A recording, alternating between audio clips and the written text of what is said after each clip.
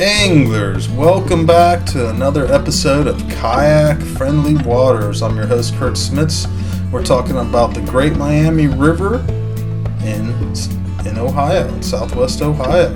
This is a great river. It's a really healthy river. There's a lot of people who take advantage of it for kayaking and fishing and all other different types of water sports. You see people rowing on it. I've seen people water skiing on it. Some sections are dammed up, so they're like little lakes on it, so people are running motorboats. Other sections are more of like your traditional rivers where you have riffles and moving water. It's an incredibly healthy waterway that has a ton of different species in it. You can catch everything there. You can catch pike in it. You catch smallmouth in it. You're going to catch largemouth in it, spotted bass in it. You're going to catch bluegills in it. You're going to catch crappie in it. You're going to catch creek chubs in it. I mean, the diversity of this river is really, really amazing.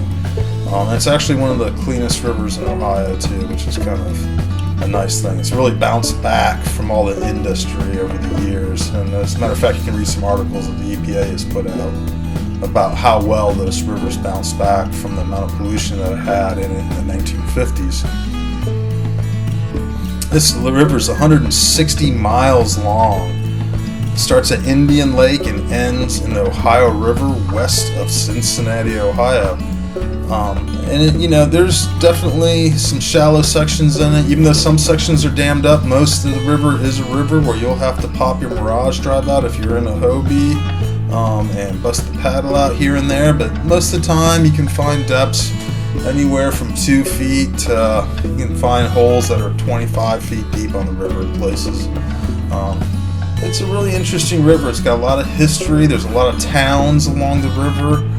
We got Dayton, Franklin, Middletown. There's just a lot of river towns that have gone on there. A lot of people fish from the banks on the river. This river's enjoyed by a lot of kayakers, canoers, tubers, people who just like to sightsee and ride motorcycles around. Some of the interesting features about this river, since there are some big dams on this river, up in Middletown, there's 2 big dams. Well, there's more than Middletown, but Middletown's the beginning of the dams, the bigger dams on the river, and that helps keep the influences from the Ohio River species of fish from going all the way up, like all the white bass and all the stripers and hybrids. So once you get above there, the smallmouth fishing really takes off.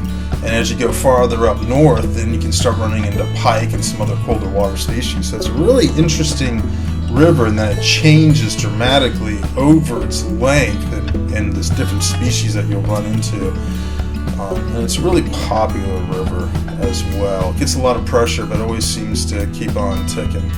There's quite a few tributaries that run into this river as well, which is a little unusual. It's not like the Little Miami where there's smaller creeks that run in. This is a lot of major creeks like Clear Creek, Lorain Creek, Stillwater, Twin Creek, Whitewater River, Wolf Creek, Indian Creek, 4 Mile Creek, and that's just to name some of the bigger ones. There's plenty of other tributaries that run into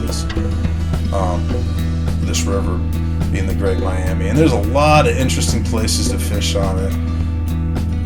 Guys, I hope you really enjoyed this, and I hope this helps you get out on the river. I will see you out there.